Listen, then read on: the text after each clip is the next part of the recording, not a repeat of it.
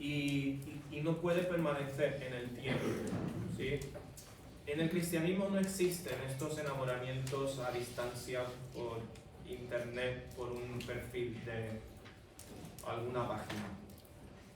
No, hay amores a distancia, pero igualmente están basados en el conocimiento. Y cuanto más conoces a la persona, más le amas. ¿Por qué? Porque le conoces más, ¿sí? Y así mismo es con Dios también. Muchas personas creen que el cristianismo es para personas de mente débil, que tienen mentes incapaces de pensar y de ser inteligentes, y se creen gente de ciencia, y bueno, la religión es solamente para aquellos de mente cortita. Y esto no es así. Esto no es así.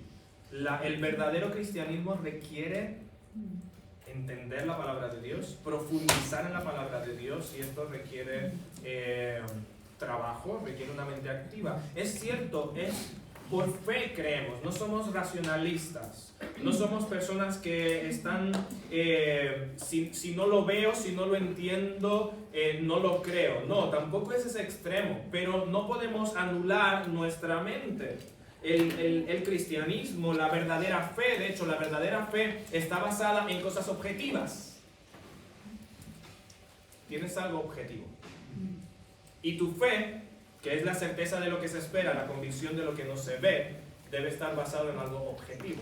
Tú no puedes ver a Dios, pero tienes su libro que es objetivo, que sí puedes ver, y sí puedes leer, y sí puedes estudiar, y sí puedes entender. ¿Me explico? ¿Sí? ¿Cómo es tu amor? ¿Sí? La mayoría de los cristianos, entre comillas, solo tienen emoción. Y cuando llega la prueba, se desaniman porque no tienen nada sólido de la Escritura y en su relación con Dios que les ayude a permanecer firme. Esto es como en el matrimonio. Los matrimonios que se aman profundamente, cuando viene la prueba, la dificultad, lo que hacen es que se unen. Los matrimonios que no tienen buena base sólida, cuando viene la prueba, se separan. Esto es como en las telenovelas. Yo aborrezco las telenovelas, ¿sí?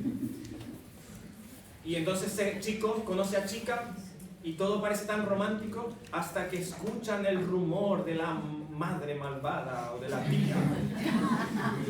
Si ya se odian y hace 5 minutos estaban tan enamorados y ahora es que tú, y tonterías, basura.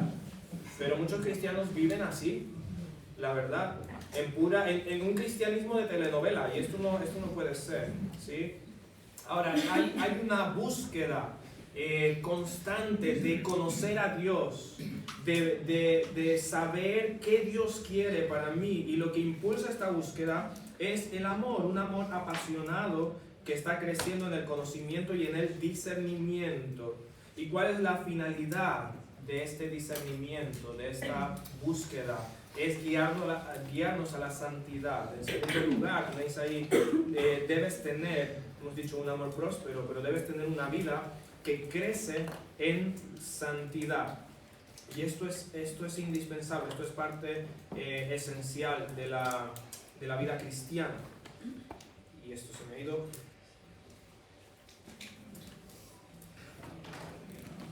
Debes tener una vida que crece en santidad. Dice el versículo 10, para que aprobéis lo mejor, a fin de que seáis sinceros e irreprensibles para el día de Cristo. Hay una palabra que se usa aquí, aprobar, y tiene que ver con ser probado. Ser probado por la luz del sol, como algo genuino. Y la idea que se presenta aquí es de alguien que de verdad está buscando la santidad, y que no es tropiezo para los demás, ni es tropiezo para sí mismo. Y esto me parece muy interesante, ¿sí? Todos conocemos a personas que no son genuinas, que son hipócritas, ¿verdad? Que tienen doble cara, doble vida. Desafortunadamente, en la iglesia también ocurre que hay personas así, pero el verdadero Hijo de Dios, que está creciendo en amor, crece también en santidad, en esa sinceridad de ser uno mismo, por dentro y por fuera. Ahora, piensa en cuántas cosas en tu propia vida, en tu interior, que tú conoces no muestran sinceridad. Piensa de cuántas formas no eres irreprensible, no eres, vamos a decir, no acusable, porque causas tropiezo a otras personas y causas tropiezo para ti mismo. Muchas veces las piedras con que tropezamos en la vida cristiana, los pecados, los hemos puesto nosotros mismos. Nosotros hemos puesto las piedras con que tropezamos después. ¿Sí? Muchos cristianos viven como si el mal no existiera, como si no tienen ya pecado en su corazón, y entonces van ahí como ilusos ante la vida. Necesitas una mente despierta, que necesitas ver el mal que todavía persiste en ti, para que puedas ir delante de Dios y puedas confesar adecuadamente. Necesitamos ser santos, necesitamos ser probados a la luz. Seremos probados a la luz de Cristo. Por favor, no te compares con otras personas. Mira a Cristo. Cristo debe ser tu pasión, estamos hablando. Y cuando ves a Cristo, y cuanto más cerquita ves a Cristo, más deformado te ves, más inconforme a Cristo te ves. Cuando tú te sientas conforme con quien eres ahora mismo, asústate, ¿sí? Porque Cristo es totalmente perfecto y santo. Nunca serás igual a Cristo. Y cuando estemos en su presencia, que hemos mencionado, que seremos semejantes a Él, porque le veremos tal como Él es, seremos perfectos, pero Cristo seguirá siendo superior. Él seguirá siendo Cristo. Así que no te conformes ahora, porque el verdadero amor crece en santidad todos los días de tu vida, desde el primer día hasta ahora, pero mañana será desde el primer día hasta ahora, y dentro de un año seguirá siendo desde el primer día hasta ahora, y debe ser una obra constante. Recuerdas, el que tiene esta esperanza en Él, ¿qué hace? Se purifica así como Él es puro.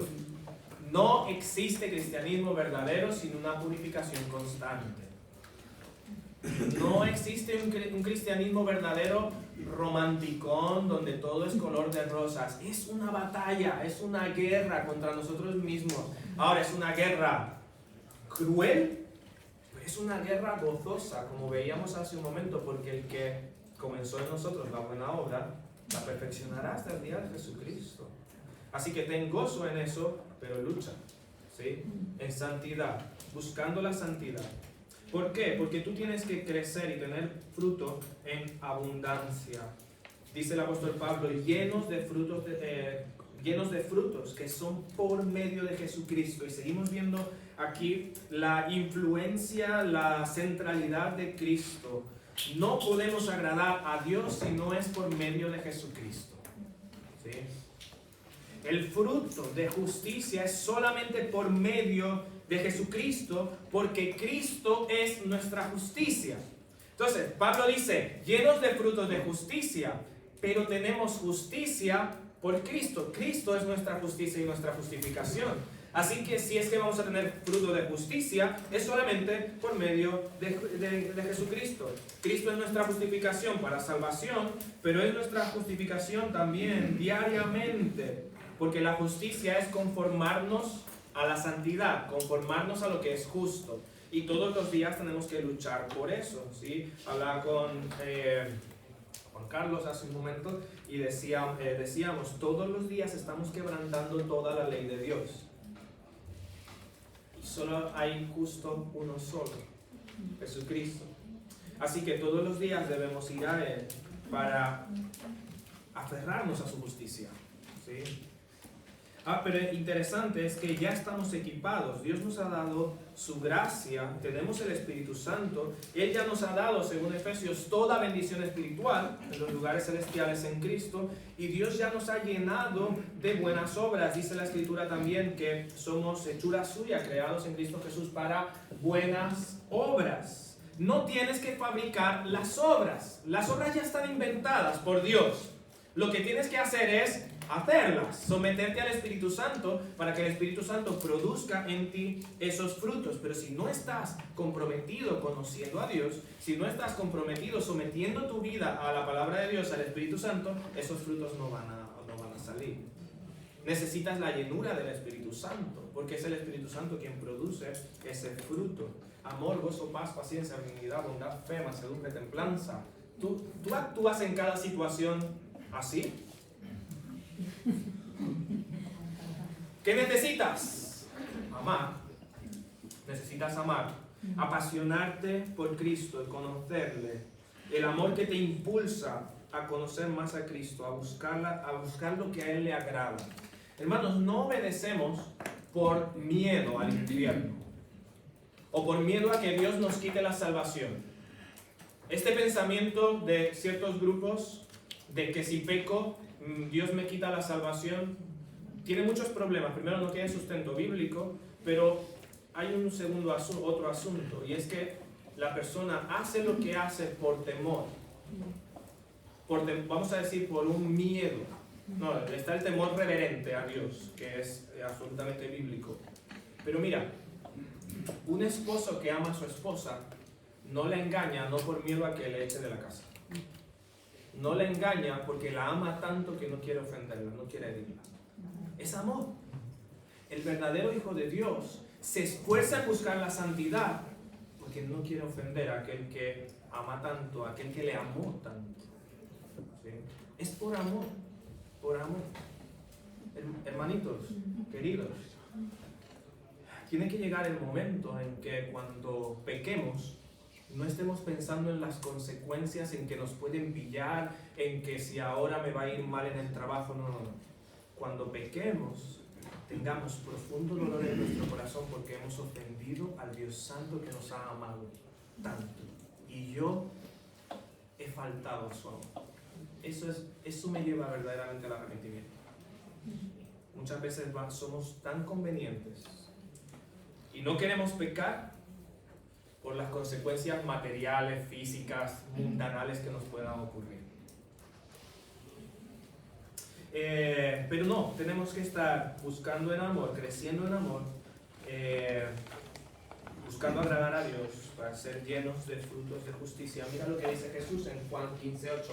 En esto es glorificado mi Padre, en que llevéis mucho fruto y seáis así mis discípulos. Y más adelante dice, y vuestro fruto permanezca. ¿Sí? Permanezca. Ahora, avanzamos, sección 4. Y vamos a ver, compartiendo el Evangelio en situaciones no apropiadas. El apóstol Pablo de repente como que termina de hablar de todo su deseo y su gozo en los hermanos y habla un momento de su situación.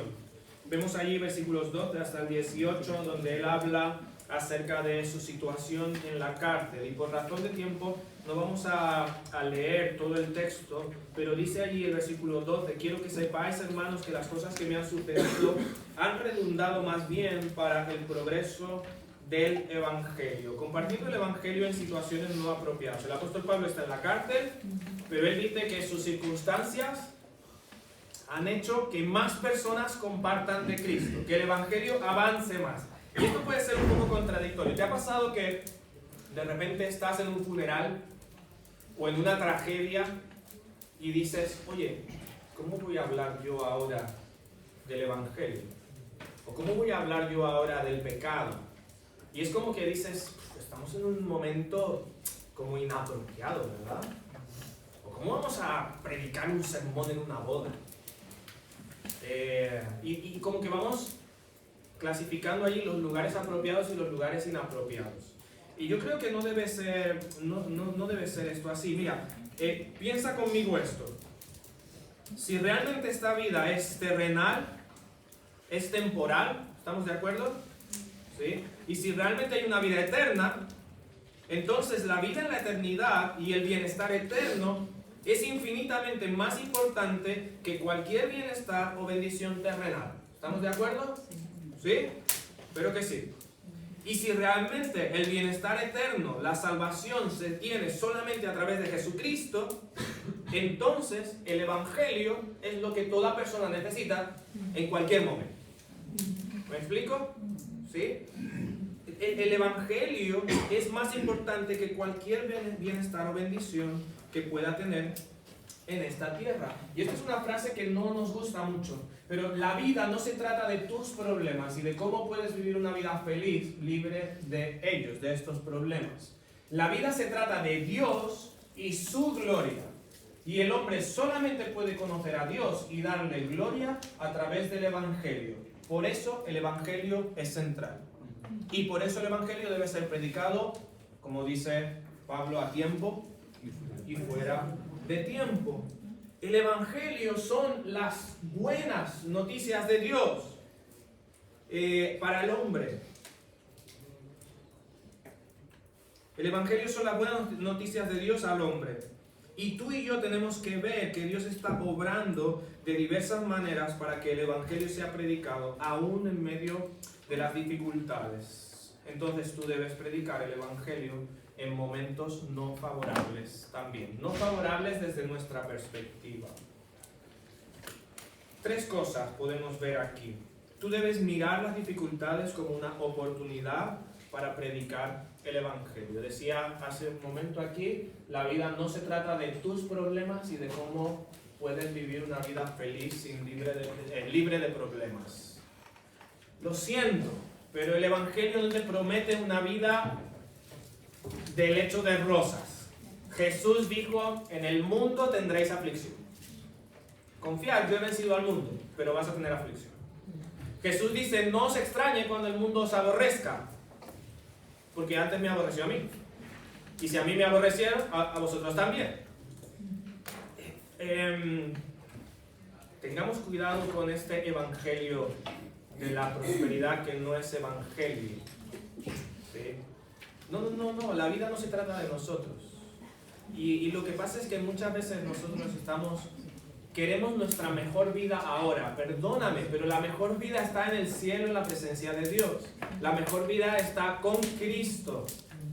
Estamos todavía aquí en este mundo, ¿sí? Y vamos a tener aflicciones. Pero Jesús dice, la paz os dejo, mi paz os doy. Dice en Mateo 28, terminando, yo estoy con vosotros todos los días hasta el fin del mundo, ¿sí? Tú debes ver cada dificultad como una oportunidad para predicar el Evangelio.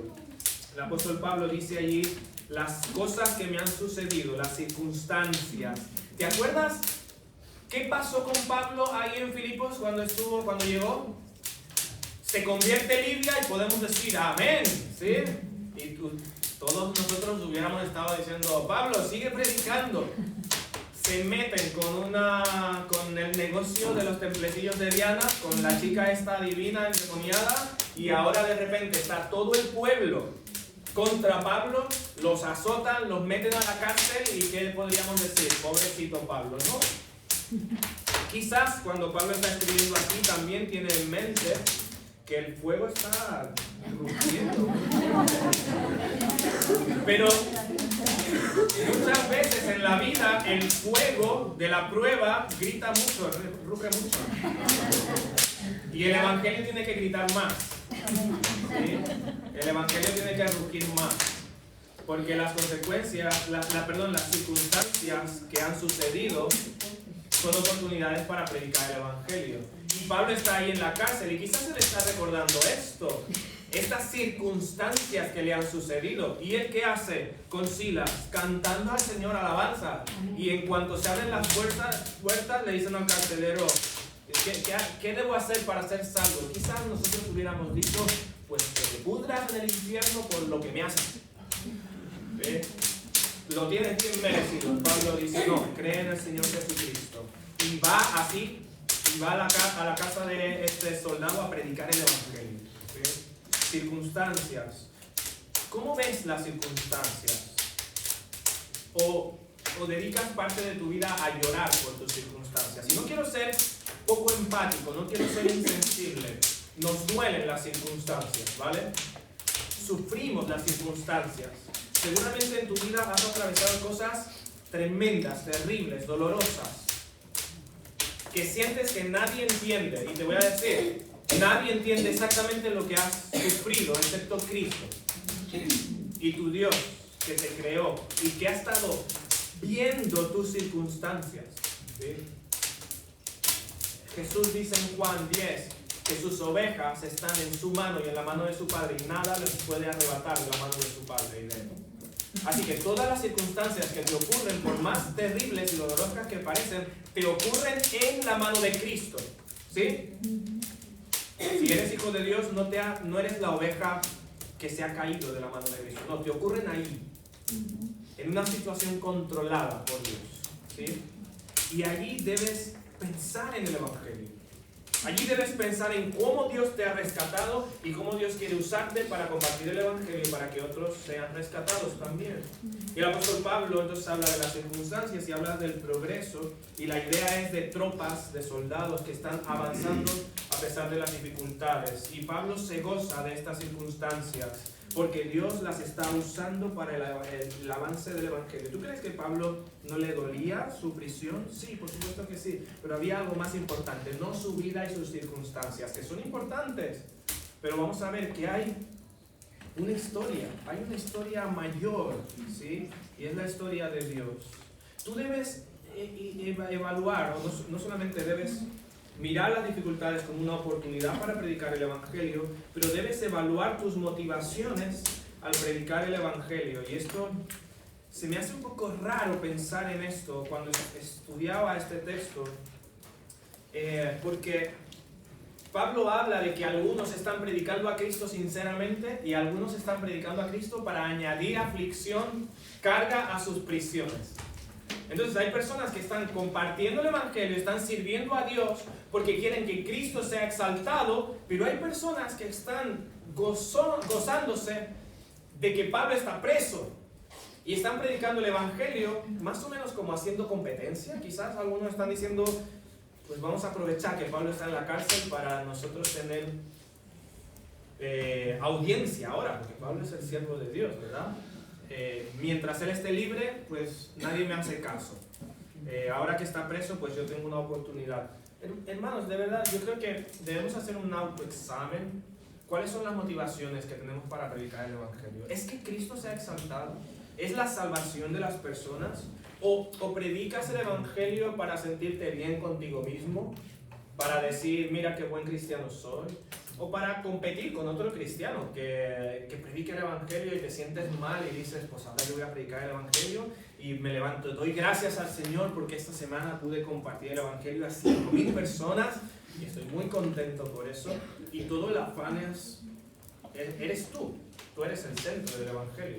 De verdad tenemos que evaluar, porque puede haber malas motivaciones para predicar el Evangelio y puede sonar contradictorio, pero es lo que está diciendo Pablo, ¿sí? ¿Cuáles son tus motivaciones? ¿Tu motivación es la gloria de Dios, porque Él es el autor de la salvación? ¿O tú quieres ser un protagonista? Yo quiero ser un protagonista en el Evangelio. Si tú predicas en la iglesia, ¿cuál es tu motivación para predicar? ¿Sí? Solamente un ejemplo, cuando vino la pandemia yo detestaba YouTube y abrí el canal de la iglesia de YouTube y empecé los sermones y se me ocurrió meterme en las estadísticas y tenía 25 visualizaciones y otros hermanitos tenían 10,000 visualizaciones y dije, mira, si sigo viendo esto me va a deprimir. Pero es lo lógico, es lo natural, ¿sí? Y está bien, está bien. Y Dios lo usó para hablar a mi corazón y mostrar mi orgullo, ¿sí? ¿Y por qué predicamos el Evangelio? ¿Por qué servimos? ¿Sí? Para algunos es la oportunidad de tener reconocimiento, ¿sí? Pero no debe ser la gloria de Dios. Entonces, evalúa tus motivaciones. Pero debes, en tercer lugar, gozarte en que el Evangelio sea predicado en todo momento. ¿Tú estarías dispuesto a ser el instrumento de Dios para predicar el Evangelio a través de tu enfermedad? ¿A través de una tragedia en tu vida? Y que personas conozcan a Cristo por tu testimonio en medio de una tragedia, en medio de algo que no lo deseas, pero que Dios decide traer a tu vida. El apóstol Pablo está diciendo, mira, estoy preso y hay algunos que están compitiendo y algunos que están causando dolor, están predicando por contienda, por vanagloria, pero Cristo es predicado y eso es suficiente para mí. Qué pensamiento más tremendo, tremendo. Vemos que Pablo está como apasionado por Cristo y por eso él tiene gozo verdadero, gozo a prueba de cárceles. Y probablemente por eso tú y yo no tenemos ese gozo, porque no nos gozamos en que Cristo sea proclamado, en que Cristo sea el exaltado, y estamos más pensando en nuestras situaciones, ¿sí? Tú quieres tener gozo a prueba de todo, deja de mirarte a ti mismo y mira a Cristo, ¿sí? Pon tu mirada en Cristo. Vamos rápido a la sección 5, porque este pensamiento avanza, este pensamiento crece y se pone un poco más duro, por decir así, para nosotros mismos. Porque llegamos a la sección, versículos 19 al 26. Nuevamente tenemos una sección que es súper genial, súper hermosa. Y déjenme ver si puedo.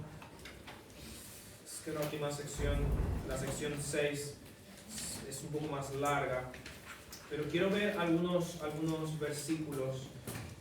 Porque en esa sección 19 al 26 tenemos versículos tan conocidos como el versículo 21, donde dice: porque para mí el vivir es Cristo y el morir es ganancia. Vamos a quedarnos ahí en la lectura. Mira, esta sección 5 la he titulado Viviendo la vida a través de Cristo, porque es muy interesante. A partir de Edén, Génesis, a partir de Edén, el hombre y la mujer decidieron vivir su vida a expensas de Dios, alejados de Dios, en independencia, ¿sí?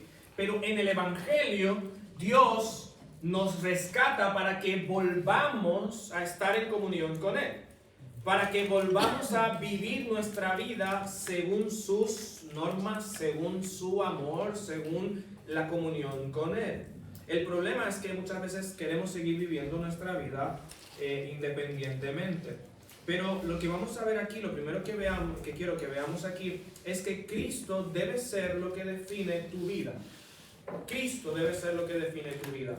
El apóstol Pablo viene diciendo, ¿sí?, que él está gozoso a pesar de sus circunstancias, a pesar de que muchos podrían pensar de que él tendría que estar dolido, triste por sus circunstancias. Cristo está siendo predicado, Dios está usando sus circunstancias para el progreso del Evangelio. Ahora, Pablo empieza a decir que él cree, Pablo no sabe el futuro, ¿vale? Pero él cree que va a ser liberado. Él cree que va a salir de la cárcel, que Dios va a responder las oraciones de estos hermanos, liberándole de la cárcel. Pero es muy interesante. Él dice, tiene un deseo, ya sea que lo liberen o que él tenga que morir. Su anhelo y su esperanza es no ser avergonzado, para que Cristo sea magnificado en su vida. Sea cual sea la situación, él lo que quiere es que al verle, Cristo sea glorificado. Cristo está mirando su vida y él está enfocado en que su vida traiga gloria a Dios independientemente de las circunstancias. Él no está preocupado de que pase alguna vergüenza, él no está preocupado de que la gente se burle, no. Su afán es que su vida exalte a Cristo. Y hermano, la exaltación de Cristo debe ser la meta de tu vida. ¿Qué queremos decir con esto? Porque no podemos añadir gloria a Cristo. Cristo es todo glorioso, ¿sí? Cristo es Dios. Pero lo que sí podemos es que a los ojos del mundo Cristo sea exaltado, Cristo sea reconocido, que Cristo sea visto, manifestado en nuestra vida. Y para esto entonces Cristo debe definir nuestra vida. Bueno, tenía aquí una nota, o creo que está ahí en sus apuntes, porque un hombre, Lightfoot, traduce estas palabras: yo vivo solamente para servirle a Él, solamente para tener comunión con Él, y no tengo concepto de vida aparte de Él. No tengo concepto de vida aparte de Él.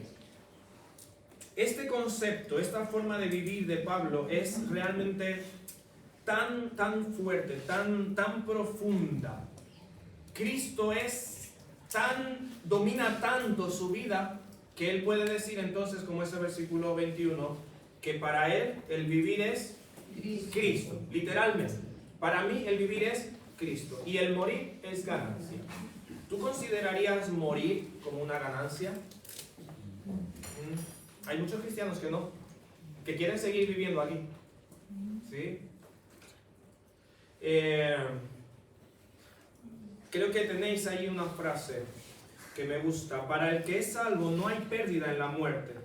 En la muerte hay vida, el principio de una vida mayor. El que muere en Cristo tiene toda la vida por delante en presencia de su Salvador. No decimos o escuchamos a veces, ay, pobrecito, tenía toda la vida por delante y se murió. No, para el creyente realmente está toda la vida por delante, la eternidad. Quien ha vivido en esta tierra considerando a Cristo como su vida, quien ha tenido a Cristo como la definición, la guía, el diseñador de su vida, no tiene nada que perder con la muerte. Tiene toda la vida por delante. No será avergonzado, porque Cristo, estar con Cristo es la mayor ganancia. Y muchos cristianos dicen que quieren vivir con Cristo por la eternidad, pero no quieren que Cristo sea su vida ahora. Y esto no es verdadero cristianismo. ¿Sí?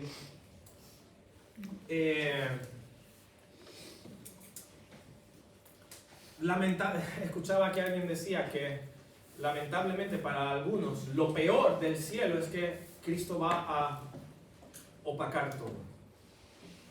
Cristo va a llenar todo. Y que la presencia de Cristo estará inundando todo. ¿Y por qué lo peor para muchos es eso? Porque es que no quieren estar con Cristo ahora. O sea, quieren ser cristianos y tener a Cristo por la eternidad, pero no quieren que Cristo les tenga a ellos ahora. ¿Sí? Y domine sus vidas. Quieren seguir su vida independientemente. ¿Sí? Y solamente hago aquí un llamado de atención, porque si no eres salvo, la vida de Cristo, esta vida, no está en adherirte a una religión. ¿Sí? Necesitas a Cristo como Salvador. Necesitas arrepentirte de tus pecados, poner toda tu confianza en Cristo, que Él sea tu dueño. ¿Sí? Porque Él pagó todo lo que tenía que ser pagado por la salvación. No hay nada que tú puedas ganar, solamente su sacrificio puede salvarte. Así que lo único que puedes hacer es entregar tu vida a Cristo. Y si hay alguien aquí que cree ser hijo de Dios, pero Cristo no es su dueño, tenemos un serio problema. ¿Sí? Si tu vida no pertenece a Cristo, tienes un serio problema con el Evangelio. ¿Sí? Necesitamos entregar nuestra vida a Cristo. Porque la gloria de Cristo, en último lugar de esta sección, debe impulsar nuestros deseos. Y Pablo aquí tiene una lucha, y voy a resumir esto, dice, yo quiero estar con Cristo, ya quiero estar con Él, pero dice, quedar en el cuerpo es más provechoso para vosotros. Entonces no sé qué escoger, porque es que yo quiero estar con Cristo, pero Cristo quiere que yo esté aquí, sirviéndole. ¿Qué hago? Algunos la lucha es que si Cristo viene, pues ya todo lo que habían construido se quedará aquí. Para algunos cristianos dicen, Cristo, espera hasta que me case. Sí.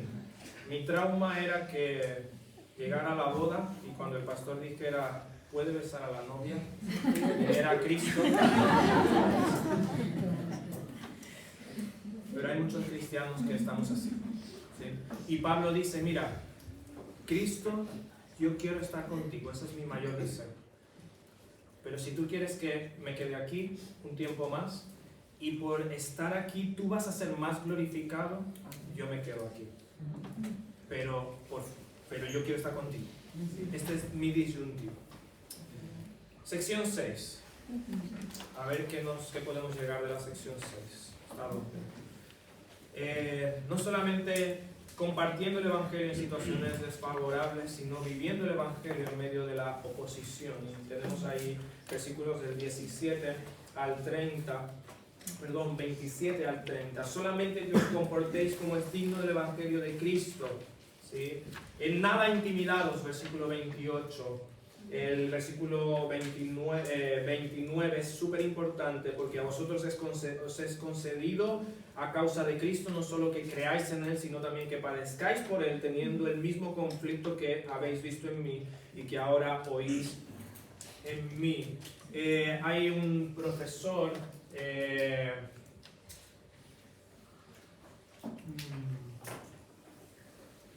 bueno, creo que lo tienen allí. Sí, lo tienen allí. Un profesor que decía: todo el universo es un teatro donde Dios está mostrando y manifestando su gloria a sus criaturas. La preocupación principal de Dios es extender la gloria de su nombre, es hacer su fama y su renombre conocido entre las naciones y el ejército del cielo. La preocupación principal de Dios es que su gloria sea conocida. Y por eso es que decíamos hace un momento que la historia verdadera no se basa en tu vida y en mi vida y en mis problemas, sino que nuestra vida es parte de una historia superior. ¿Y cuál es la historia superior? Que Dios sea glorificado. Y decimos: pero pastor, eso es muy insensible. No, es que realmente si toda la historia estuviera basada en mi vida y en mis problemas, sería una historia muy corta, ¿sí? Sería una historia muy triste, la verdad, ¿sí? Entonces Dios es el único que permanece. Y para que esto ocurra, de que la gloria de Dios sea anunciada, tiene que ser, el Evangelio tiene que ser predicado, tiene que ser anunciado. Si quitamos el Evangelio, realmente lo único que queda es condenación, ¿sí? Pero no solamente tenemos que pensar en el Evangelio ya para salvación y nada más, sino que el Evangelio realmente se extiende a toda nuestra vida, absolutamente a toda nuestra vida, de manera muy práctica, muy práctica. Y vamos a tratar de ver algunas cosas en cuanto a esto. Primero, el Evangelio debe ser tu vida, ¿sí? No es como un añadido, sino que tu vida debe ser el Evangelio debe ser la descripción de tu vida. Primero, debes regular tu comportamiento. Lo que haces tiene que estar definido por el Evangelio. Dice 1 Tesalonicenses, Pablo hablando a los tesalonicenses, que ellos mismos cuentan de nosotros la manera en que nos recibisteis y cómo os convertisteis de los ídolos a Dios para servir al Dios vivo y verdadero. ¿Cómo os convertisteis? Y esto habla de una transformación de la vida y que se centra en el Evangelio. El problema muchas veces es que nos olvidamos que estamos en el escenario de Dios. ¿Te acuerdas? La historia es la gloria de Dios, el reino de Dios. Y todo el mundo es el escenario donde Dios está obrando para mostrar su gloria. Pero muchas veces nosotros nos olvidamos de que estamos nosotros también en ese escenario. Y queremos hacer nuestra propia secuela, nuestra propia serie de esta historia. Y no es así. A veces nos enfrascamos allí en nuestras batallas, en nuestros afanes, y nos olvidamos que hemos sido salvados para vivir esta gran historia, la gran historia de Dios. Cómo Él restaura, por medio de Jesucristo, al mundo para su reino, ¿sí? La gran historia es el reino de Dios. Es un tema que de verdad me apasiona un montón. El Evangelio debe regular tu comportamiento, debe definir también la unidad. Tenemos algunos textos que no los voy a leer, pero Jesús ora por la unidad de sus discípulos, ahí en en Juan 17, perdón. Y algunos dicen, bueno, pues entonces tenemos que renunciar a todo lo que nos divide. Vamos a renunciar a la doctrina por buscar la unidad. Ya vamos a ser más compasivos, pero no, eso no es así. O sea, en el Evangelio tenemos el amor de Dios, ¿vale? Pero en el Evangelio también tenemos la justicia de Dios, la ira de Dios, la santidad de Dios. Entonces no podemos sacrificar cosas. Tenemos que ver a Dios como lo que es, un Dios amoroso eternamente, pero santo eternamente, justo eternamente, en su propia naturaleza. Y eso debe ser lo que nos une. La unidad debe estar basada en el Evangelio. Personas que han sido salvadas y que se encuentran luchando por reflejar a Cristo. Esto debe ser el vínculo inseparable. Y yo quiero preguntar algo muy, muy importante. ¿Qué es lo que le da unidad y cohesión a tu iglesia? A la iglesia donde estás. ¿Son las comidas de la iglesia? ¿Son las relaciones allí entre tus amigos de la iglesia? ¿Qué es lo que hace a tu iglesia unida? ¿Sabes lo que debe hacer a tu iglesia unida? La doctrina del Evangelio. Porque manifiesta y refleja a Cristo. ¿Sí? Entonces, no debemos sacrificar la doctrina por tener unidad. No. Cuando el Evangelio es central, Cristo es central, la palabra de Dios es central. ¿Y sabes quiénes se van a quedar unidos? Los que son verdaderos hijos de Dios y quieren conocer a Cristo. Pero si sacrificamos la doctrina para que más gente venga, vamos a tener una iglesia llena de inconversos y gente que no conoce a Dios. ¿Me explico? Y dice Pablo a Timoteo que la iglesia es la casa de Dios, no mi casa. Columna y baluarte de la verdad. Que se queden los que aman a Dios. Que se queden los hijos de Dios. Y el inconverso que venga, que vea la luz del Evangelio, que se arrepienta. Y entonces tendrá verdadera unidad.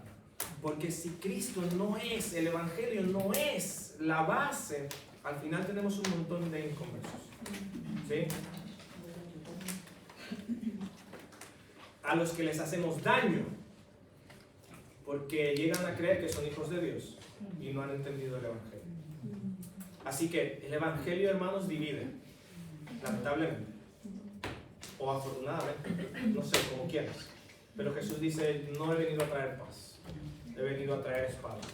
¿Sí? Porque ancha es la puerta que lleva a la perdición y angosto es la puerta y el camino que lleva a la salvación, y eso todavía sigue siendo una verdad. ¿Sí? Queremos hacer la puerta muy ancha, queremos hacer el camino muy ancho, pero ese es precisamente el que lleva a la perdición. Todavía la puerta sigue siendo estrecha, el camino sigue siendo angosto, así que más nos vale que tengamos a Cristo, la doctrina, el Evangelio, como lo que nos dé unidad, porque si no tenemos serios problemas. ¿Sí? Porque el Evangelio debe regular nuestro comportamiento. El Evangelio debe regular nuestra unidad. El Evangelio debe dirigir también nuestras metas. Y la meta debe ser que la fe del Evangelio sea preservada, predicada, mostrada al mundo para que el mundo pueda conocer a Cristo. Porque Cristo debe ser tu pasión y mi pasión. ¿Sí? El Evangelio también, en segundo lugar, te da valentía en medio de la oposición.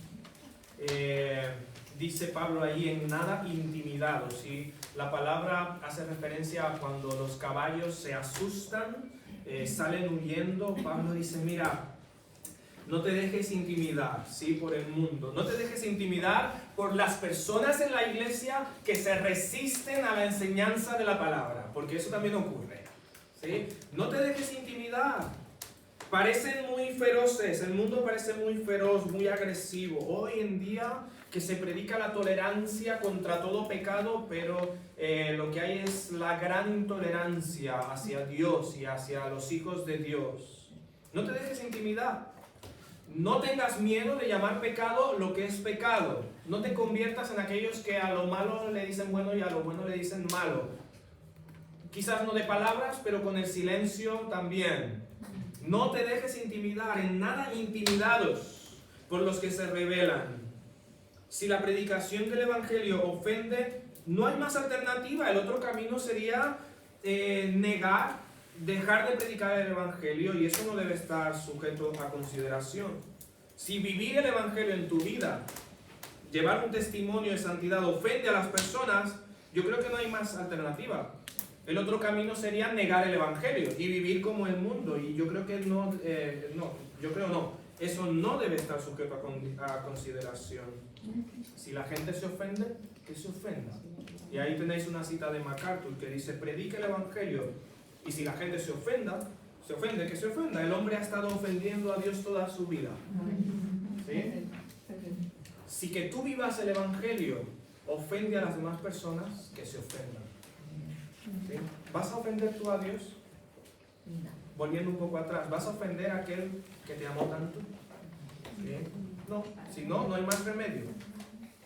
Y terminando este punto, la oposición deja en evidencia a los que son de Cristo, ¿sí? Dice que para ellos ciertamente es indicio de perdición, mas para vosotros de salvación. Y esto de Dios. Y esto es muy interesante. Cuando hay oposición, se deja muy en claro quiénes son los hijos de Dios y quiénes no. Y me voy a soltar algunas cosas que tenéis ahí escritas, pero quiero decir esto, ¿sí? Esto también ocurre en la iglesia, ¿sí? Cuando se predica la palabra de Dios, muchos se ofenden en la iglesia. Cuando se reducen los tiempos de ocio, de diversión, de emocionalismo, hay gente que se ofende en las iglesias. ¿Sabes de qué es señal eso? De los que son hijos de Dios y los que no lo son. Porque los hijos de Dios, ¿te acuerdas lo que dice Jesús? Mis ovejas, ¿qué? Oyen mi voz. Y yo las conozco y me siguen. No sacrifiquemos la verdad del Evangelio, la centralidad del Evangelio, por divertir. Y hay un pastor muy famoso que usa mucho esta frase, por entretener a las cabras. ¿Sí? Desde por aquí cerquita, ¿verdad? Desde esta tierra. Entonces, los que no son salvos les va a escocer la palabra de Dios, ¿sí? Los que son hijos de Dios se ven redarguidos, ven su pobreza espiritual y entonces corren a Cristo. Y que esto ocurra también con aquellos que no son hijos de Dios, pero que escuchen el Evangelio, ¿sí? El Evangelio, para terminar este punto, el capítulo realmente te muestra la gracia de Dios en el padecimiento. Y esto es tan importante, hermano.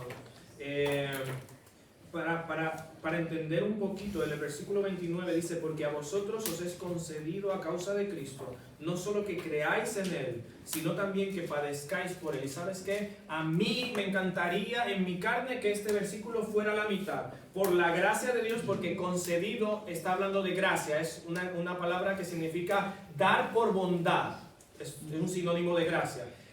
A vosotros os es concedido a causa de Cristo, no solo que creáis con Él. Así está bien el versículo. Pero dice que la bondad de Dios, la gracia de Dios, te concede por su amor que padezcas por Él y que sufras por Él. No nos gusta eso, pero es así. Porque los padecimientos por causa del Evangelio nos identifican con aquel que padeció por nosotros. Así que es bondad, es gracia de Dios. Pedro dice también: no os sorprendáis por el fuego de la prueba, ¿sí? Porque dice: sino gozaos, por cuanto si no os sorprendáis por el fuego de prueba que os ha sobrevenido, como si alguna cosa extraña os aconteciese, sino gozaos por cuanto sois participantes de los padecimientos de Cristo, ¿sí? Gózate. Y el Evangelio entonces nos muestra la gracia de Dios en el padecimiento y entendemos que el sufrimiento no es agradable, pero cuando, el último punto dice: el Evangelio te ayuda a enfrentar el padecimiento con una perspectiva del cielo, porque no es eterno el sufrimiento. Si tú eres hijo de Dios, tu sufrimiento es temporal. ¿Por qué? Porque tu verdadero problema, tu verdadera enfermedad ha sido quitada. No sufrirás por la eternidad si eres hijo de Dios. Así que todo sufrimiento que puedas enfrentar aquí es temporal. ¿Será motivo de gozo eso? Cuando estés sufriendo, en vez de, y lo digo muy fácil, aquí, ahora voy a casa y yo tengo que enfrentar mis propios sufrimientos. Pero cuando estés sufriendo, piensa: Cristo padeció el mayor sufrimiento. Que el mayor sufrimiento es la ira de Dios por la eternidad. Hay muchos, millones de personas que quizás parece que no sufren en este mundo, pero sufrirán toda la eternidad, hermano. Y tú y yo, por la gracia de Dios, padeceremos en esta tierra pero por la eternidad estaremos en la gloria de nuestro amado Salvador Jesucristo. Amén. Eso te da un gozo a prueba de todo. ¿Sí? Si tu gozo no está ahí, no sé si hay algo mejor en que fundamentar el gozo. No sé, por decirlo así, no hay algo mejor. ¿Sí? Cristo tiene que ser tu pasión.